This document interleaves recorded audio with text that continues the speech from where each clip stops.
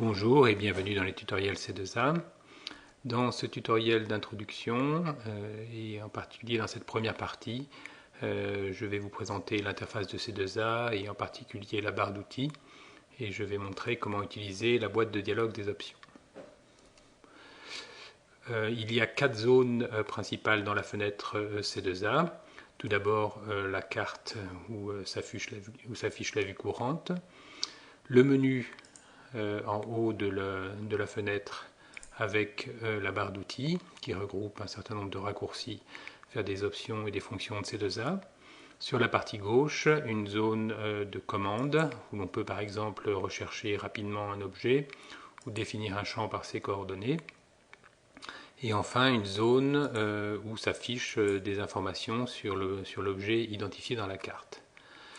Dans la partie basse de l'écran, on trouve un certain nombre d'informations relatives à la vue courante.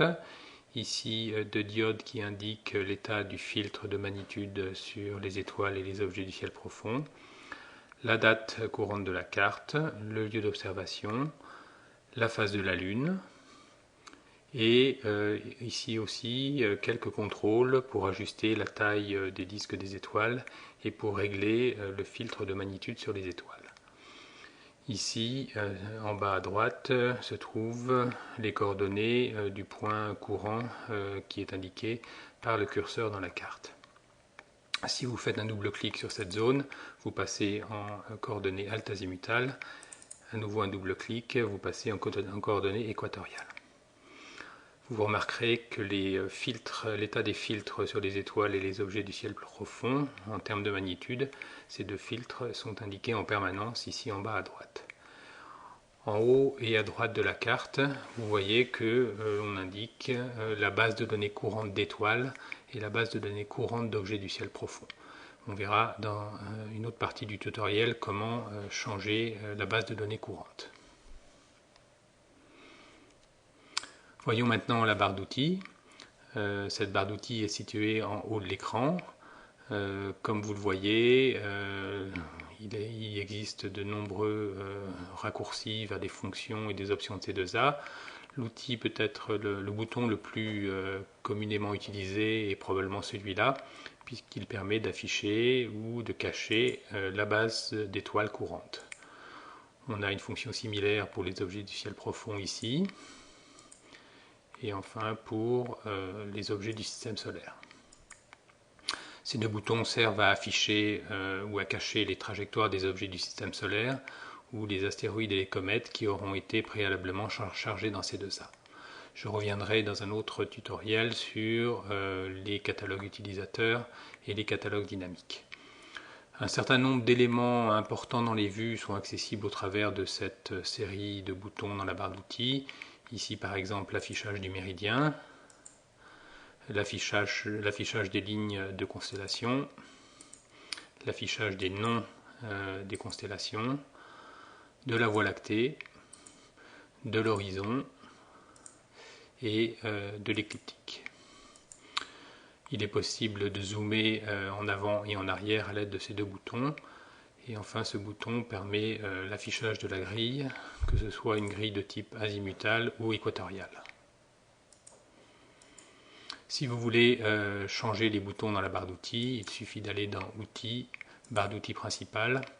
Et là, vous voyez donc un certain nombre de boutons qu'il est possible d'ajouter ou d'enlever de la barre d'outils.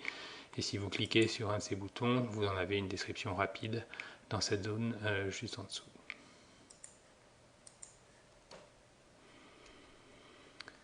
Voyons maintenant la boîte de dialogue des options qui est probablement la boîte de dialogue la plus importante dans C2A. Pour cela, il faut aller dans le menu Outils, Options et F7 est un raccourci pour accéder à cette boîte de dialogue. Cette boîte de dialogue est organisée en onglets et vous voyez dans ce premier onglet Étoiles un certain nombre d'options ayant trait à l'affichage des étoiles. Et aussi donc dans cette zone là le choix de la base courante du catalogue courant d'étoiles. Ici par exemple je sélectionne le catalogue SAO Des catalogues comme le TICO 2 ou l'USNO peuvent bien sûr aussi être affichés. Il faut qu'ils soient disponibles sur votre ordinateur et pour cela il faut consulter le site web de C2A pour savoir où les obtenir. Si le zoom est trop élevé, attention tout de même que ces catalogues ne seront pas affichés et c'est le catalogue SAO qui sera forcé tout simplement pour avoir un nombre raisonnable d'étoiles dans le champ affiché. L'onglet ciel profond est similaire avec un certain nombre d'options concernant le filtre sur la magnitude et le filtre sur les types d'objets. Et ici donc les bases de données qu'il est possible d'afficher dans la vue courante, le catalogue Revised NGC IC et le catalogue d'objets du ciel profond par défaut dans C2A puisque c'est le plus précis. L'onglet système solaire regroupe un certain nombre d'options sur l'affichage des objets du système solaire et vérifiez bien que l'option SLP 98 est affichée et sélectionnée puisque c'est elle qui va garantir que les positions des planètes seront calculées avec une haute précision sur la période 87 à 2020. L'onglet carte permet de spécifier le type de vue que l'on souhaite afficher dans C2A. J'y reviendrai dans une section ultérieure du tutoriel. On a soit des vues de type horizon avec le point de l'horizon le plus bas, le plus proche en bas de l'écran, et des vues de type champ avec le nord en haut de la carte sur lesquelles il est possible d'appliquer une rotation. L'onglet de type champ regroupe un certain nombre d'options sur la grille, sur les noms des constellations, sur le profil d'horizon, etc. Vous pouvez explorer ça. L'onglet date permet de spécifier la date et l'heure courante de la carte. J'y reviendrai ultérieurement. L'onglet lieu permet de spécifier le lieu d'observation. C'est bien sûr la première chose à faire dans C2A. Dans l'onglet chemin, vous trouvez un certain nombre de chemins d'accès aux dossiers qui contiennent les catalogues C2A. Vous n'avez pas à changer ça par défaut, sauf si vous souhaitez amener un catalogue spécifique pour être utilisé dans C2A. L'onglet BT Atlas contient quelques options sur ce catalogue d'images. Et l'onglet divers permet d'accéder à des options variées concernant la couleur, des éléments dans la carte, les polices à utiliser, la gestion des fenêtres, etc.